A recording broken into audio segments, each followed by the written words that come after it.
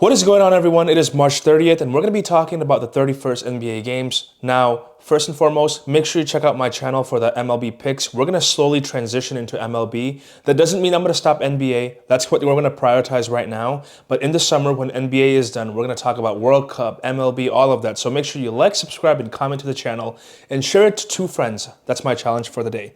Let's get right into it and talk about the 31st games. So the Suns and the Magic are going to be playing against one another. Right now, they have the Magic winning and covering at 3.5. They're the favorites, and I understand why. They're going to be at home.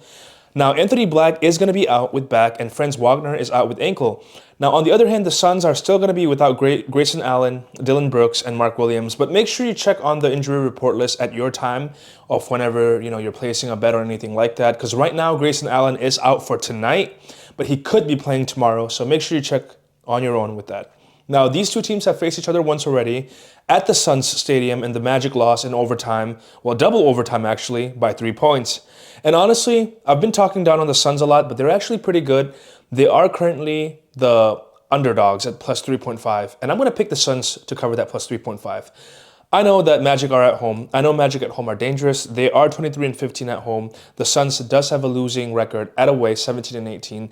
But I think that as of right now, both of these two teams are not playing really well, and the Suns are 4-6. They're probably going to win tonight, though, and the Magic are 3-7. I still think the Suns are better because they're going to have Dylan Brooks, Jalen Green. I'm going to pick the Suns to cover the plus 3.5.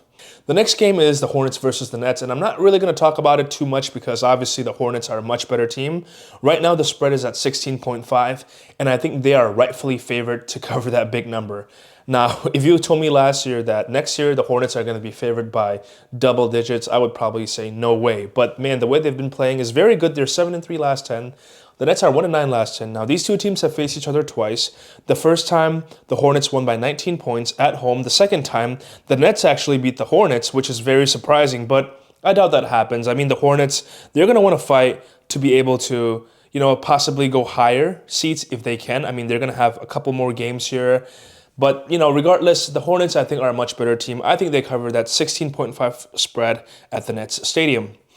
The next game is the Raptors versus the Pistons. Now, currently, a lot of the Pistons players are going to be injured for tonight's game against OKC. I'm not sure what the injury report list is going to be looking like. But as of right now, from what we see, I think that the Raptors are going to beat the Pistons at the Pistons Stadium.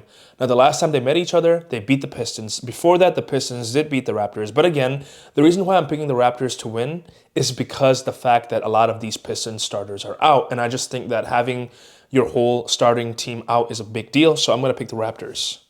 The next game we're going to talk about is the Knicks versus the Rockets. And now I'm going to have a controversial pick, but let me know what you guys think. I think the Knicks win this game.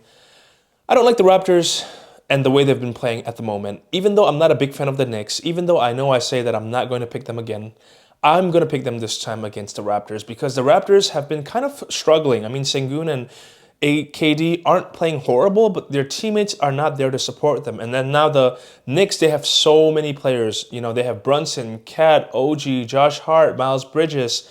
I mean, let's go check it out really quick. Oh, sorry, Mikal Bridges, Jose Alvarado, Mitchell Robinson, Jordan Clarkson. I mean, I get it. They're not all-star level players, but they're really good bench players. I think the Knicks are much better as of right now. I mean, both of these two teams have faced each other once already, and the Knicks won by 2 points. Defensively, they're literally so good. Defensively, they're both at 110 points given to the opponent per game. But offensively is when I think Knicks is going to have the advantage here with the better bench, in my opinion. The next game we're going to talk about is the Bucks versus the Mavericks, and I'm going to pick the Bucks to win this game at home. I'm too hesitant to pick a spread here because both of these two teams are bad, but, there's bad team, and there's just one that's worse. And I just think the Mavericks are worse because of all the injuries, everything going on. Cooper Flag has been doing phenomenal, but one player can't really carry a team, and you're asking a rookie to carry a team. I don't think that's going to happen.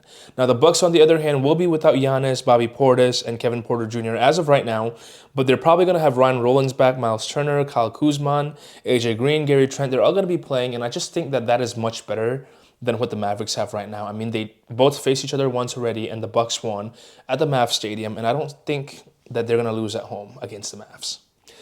The next game we're going to talk about is my Lakers versus the Cavs. Now, this is going to be an interesting game, and I am going to pick the Lakers to win this game.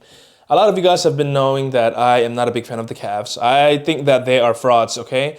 I get it. Last year they did phenomenal. Give credits where it's due. But this year, they are not the team like last year. I mean, they have failed to cover the spread in the last 10. 3-6-1 is their record with the spread. Now, this year, they're 31-42. On the other hand, the Lakers aren't really like very profitable, but they're 39-33 with the spread. In the last 10, they're 6-4. On top of that, I mean, they did lose a game to the Pistons, but besides that, they're on a heater. I mean, they are outperforming Cavs as of right now statistically. And on top of that, they got a guy named Luka Doncic who's on fire right now. And you know what they always say? Don't play with fire, and I'm not going to do that.